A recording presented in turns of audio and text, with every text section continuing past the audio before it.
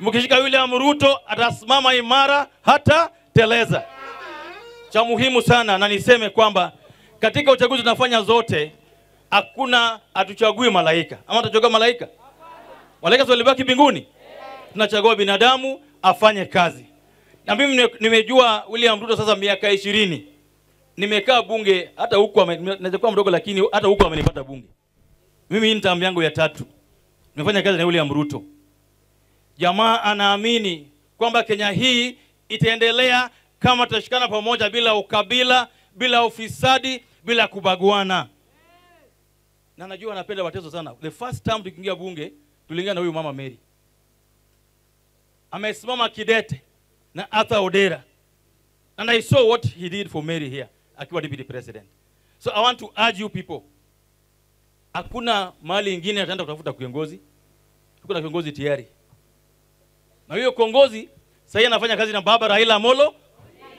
Sasa tukishikana Jaluo, Luya, Teso, Kalenjin na Tekeri yote na atushinda kura. Na atushinda kura. Nje kuna jamaa alifikiria siasa hii ni rahisi sana. Unakuja, unatusi watu na ukabila, au utakuwa rais.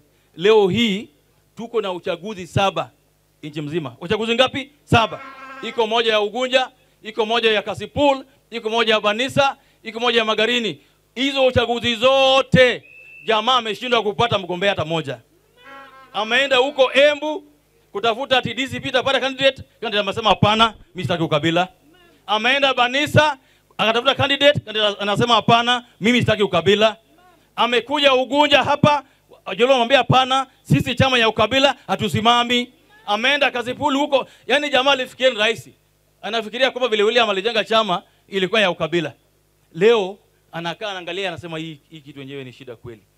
All his aspirants, all the aspirants wa DCP wametoroka wote. Because wakienda pale wanaulizwa pesa.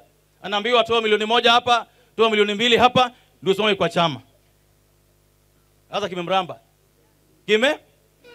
Kimefanya nini?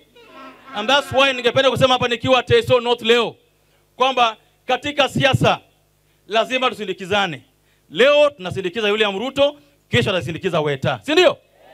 Because if you don't work together, if you don't hold on to your own, hapa sisi Western Kenya sasa hii mkubwa yetu katika siasa ni Moses Masika Wetangula.